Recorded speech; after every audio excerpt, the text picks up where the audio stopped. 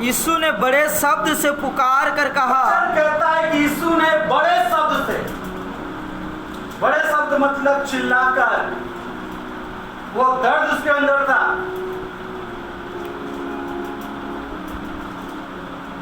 वो पल, वो घड़ी है कि मैं इस जगत के पापों को अपने ऊपर लेके उस क्रूस पे चढ़ रहा हूं।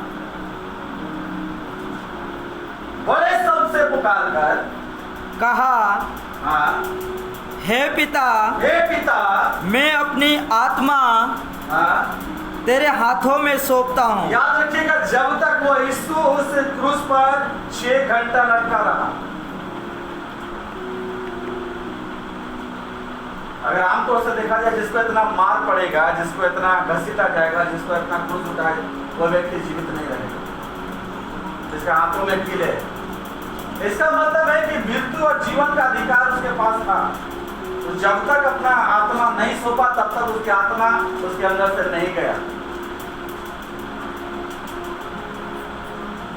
जीवन और मृत्यु का अधिकार उसके अंदर, वो सामर्थ था। जब सौंपा तब उसकी आत्मा निकली।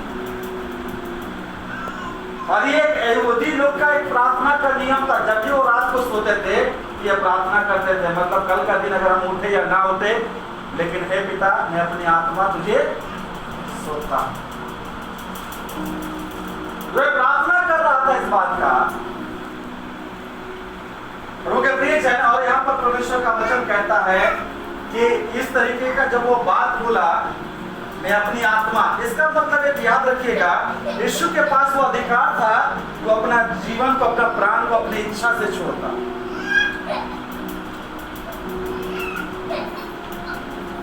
Hallelujah, hallelujah. दूसरा चीज, एक बात यहाँ से सीखने को आपको और हमको मिलेगा। कोई लोग, देखिए, आत्मा किसका है, प्राण लेने का अधिकार किसका है? सिर्फ परमेश्वर का है। लेकिन कोई लोग अगर सुसाइड करते हैं, जो लोग सुसाइड करते हैं, इसलिए कहा जाता है कि सुसाइड बड़ा क्राइम है। उसे कोई अधिकार नहीं कि शरीर को खुद से उसका प्राण को निकाले। जो डाला है वही निकालेगा। अगर मनुष्य कोई अगर सुसाइड करता है, इसलिए बोला उसका आत्मा भटकेगा, वो नरक के ही दंड का योग होगा। देखिए, प्राण लेने का और प्राण देने का अधिकार सिर्फ परमेश्वर के पास है और किसी के पास नहीं। हालेलुया। इसलिए यंग जनरेशन कोई फांसी लगा लिया, कोई रेल के आगे आ गया, कोई जहर खा लिया, इस तरीके का कठिनाई को हम लोग देखते हैं। ये बहुत डेंजरस है। ये परमेश्वर के नजर में बहुत बड़ा गुनाह है। और शैतान यही चीज माइंड को क्या करता है, उसको बिजी करके आज के जनरेशन, आज का तो ये सब आम बात है। आप फ्रिज में देखिएगा, चैनलों में देखिएगा, आम बात है सुसाइड करना। तरह तरह का लोग उसका अपना रहा। देखिए, शैतान अंत के दिनों में कितने लोगों को भरवा के उसको नरक की ओर ले जा रहा है। Hallelujah, hallelujah. इब्रानियों 4:16 पढ़ना।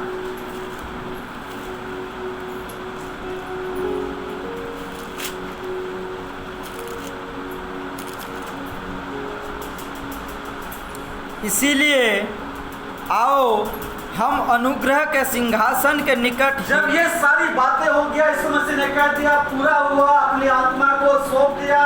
अब जो वचन आता है प्रभु के प्रियजन, अब हमारे पास क्या रास्ता मिला, इस वचन के द्वारा सुनिएगा। इसलिए आओ हम अनुग्रह के। अब इनविटेशन लेटर आपके पास आ रहा है। पहले नहीं था, पहले एक पर्दा था,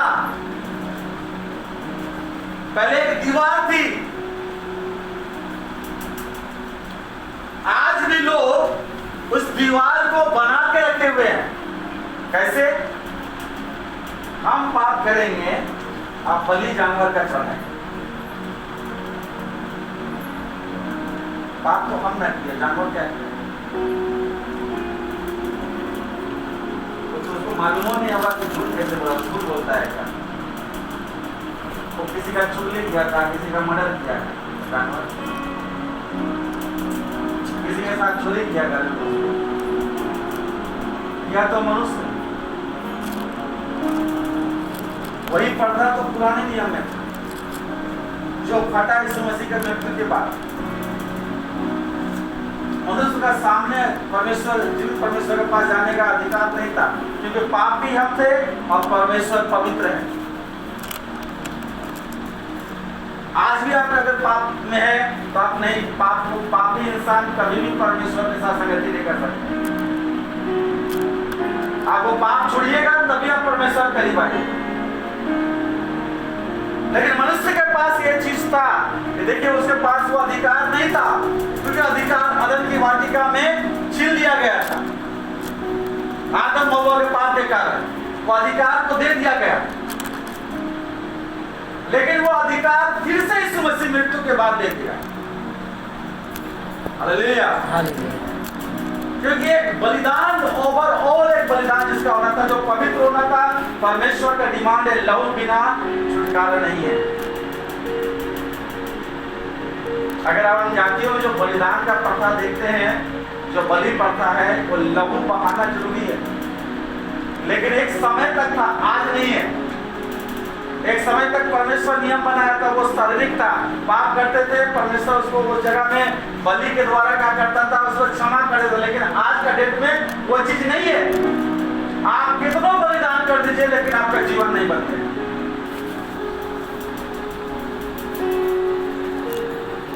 क्योंकि मनुष्य जब तक खुद को बलिदान नहीं करेगा, अपने इच्छाओं को, अपने गलत आदतों को, गलत स्वभाव को अगर वो नहीं चढ़ाएगा ईश्वर के लिए, तब तक वो प्रभु की तरफ से वो अनुग्रह को नहीं पा सकता। अब इसलिए वचन लिखा है कि हुआ तो पूरा हुआ। तो मेरे लिए और आपके लिए क्या रास्ता निकला? आज हम बैठ के हम सुन रहे परमेश्वर का वचन, तो क्या रास्ता निकला? क्या जगत के लोगों के लिए रास्ता निकला? ये वचन बताता है इस बारे में। पढ़ो। इसलिए आओ हम अनुग्रह के सिंहासन के निकट। सिंहासन कैसा सिंहासन है? अनुग्रह का सिंहासन, सोने चांदी का सिंहासन नहीं है, अनुग्रह का सिंहासन है। मतलब दया और प्रेम का सिंहासन। अनुग्रह का मतलब ये होता है कोई कितना बड़ा पापी क्यों ना हो, अगर वो पाप से क्षमा मांगना चाहता है कि मेरे जीवन से मेरा पाप हटा दिया जाए, तो सिंहासन के लिए परमेश्वर का अनुग्रह का सिंहासन तैयार है। चाहे कोई भी जाति, कोई भी धर्म का लोग आए, अगर उस अनुग्रह के सिंहासन के पास आएगा, परमेश्वर से क्षमा कर देगा। Hallelujah, hallelujah. अनुग्रह के सिंहासन, अनुग्रह के सिंहासन के निकट हियाव बांधकर और हिम्मत से चले कि हम पर दया हो और वह अनुग्रह पाए जो आवश्यकता के समय हमारी सहायता करे। जो आवश्यकता के समय हमारी क्या करे? सहायता करे। क्या करे? सहायता करे। परमेश्वर के अनुग्रह के बिना हम कुछ भी नहीं कर सकते। आज मनुष्य के अंदर से दया और प्रेम धीरे धीरे खत्म होते चला जा रहा है। इतना कट्टर होते चला जा रहा है प्रभु के प्रियजन, आज इंसान जानवर से भी बदतर हो गया। आप रोड में चलते हुए कोई जानवर आपको जो लगेगा कि डेंजरस है, वो आके आपको जबरदस्ती नहीं लड़ाई करेगा। लेकिन मनुष्य के अंदर देखिएगा धीरे धीरे वो एबिलिटी खत्म होते जा रहा है। ना उसके अंदर धीरज है, ना पैसे से, ना संयम है, ना प्रेम है, ना दया है।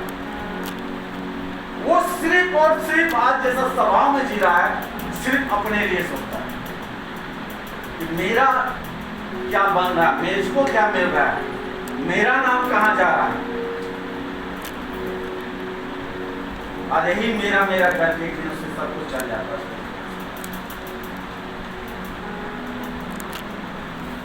मैं प्रचार कर रहा था, मैं बता रहा था मनुष्य का अपना कुछ नहीं, उसका खुद का शरीर आपका नहीं है, खुद का आत्मा आपका नहीं है, खुद का बुद्धि और समझ आपका नहीं है, वो परमेश्वर की तरफ से आपको दिया गया है।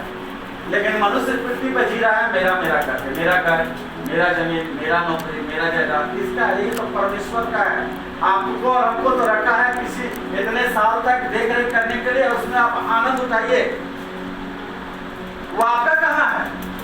वो तो परमेश्वर का है जिसने दिया। आज जमीन बांट लिया कोई, जमीन मेरा, जमीन आपका है। उसी जमीन में आप दफन हो जाइएगा और आपका हड्डी से मिट्टी में मिल जाएगा, पता नहीं चलेगा। वो घर और जमीन जायदाद बना रहेगा लेकिन आपका नाम भी नहीं रहेगा। लेकिन मनुष्य आज उसी के लिए लड़ता है, मेरा गर्दन काट दे रहा, पाए खाएगा। ये पाप का स्वभाव के कारण। लेकिन हम और आप प्रभु के प्रियजन, जब भी परमेश्वर ने हमारे लिए अनुग्रह का सिंहासन रखा, हालेलुया, हालेलुया, और हम और आप एनी टाइम किसी भी वक्त प्रभु के सिंहासन के करीब जाके वो अनुग्रह को ले सकते। जब हम कमजोर होते हैं, जब हम दुखी होते हैं, जब हमको कुछ समझ नहीं आता है, तो अपने पिता के अनुग्रह के सिंहासन के पास आते, पिता मेरी सहायता कर, मुझे तू मार्ग दिखा, मुझे इस प्रॉब्लम से, इस जगह से मुझे अलग कर। मेरा जीवन जो मैं जी रहा हूँ, मैं नहीं चाहता हूँ कैसा, क्योंकि मैं जानता हूँ कि बुराई के बदले भलाई मुझे नहीं मिलेगा। अगर मैं किसी को आज के डेट में मैं बुराई कर रहा हूँ, तो बदले में ये रिटर्न होगा आपके पास। लेकिन मैं चाहता हूँ कि मैं भला कार्य करूँ, मैं अच्छा होना चाहता हूँ मेरे अंदर में, लेकिन वो सामर्थ्य नहीं है। मैं जो चीज देखना नहीं चाहता वही चीज देखता हूँ, जो मैं बोलना नहीं चाहता मेरे मुंह से वही निकलता है। कोई इंसान को कोई नहीं बोलेगा तुमको गाली देने का मन नहीं बोलेगा। किसी इंसान को खड़ा करा के पूछे तुमको क्या लड़ने का मन करता है? नहीं, वो ऐसा बना ही नहीं है, परमेश्वर ने ऐसा सृष्टि ही नहीं किया उसे।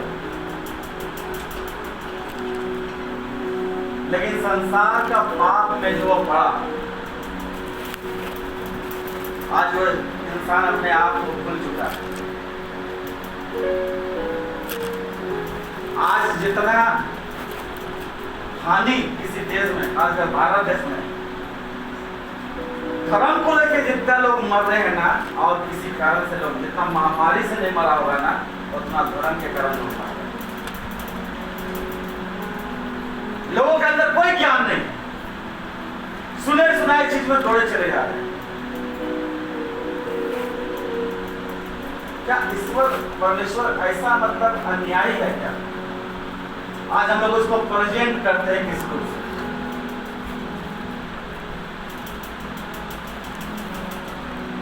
Hallelujah, hallelujah. आपका पिता जो इतना दया से भरा हुआ है, जितना प्रेम करने वाला, आपका पिता क्या आपके सामने तलवार लेकर खड़ा रहेगा तो आप जाके उससे क्षमा मांग पाइएगा?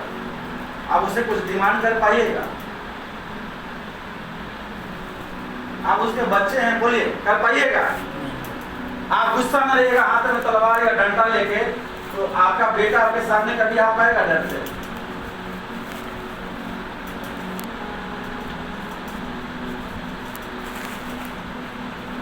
हम लोग परमेश्वर को ऐसा बनाते हैं।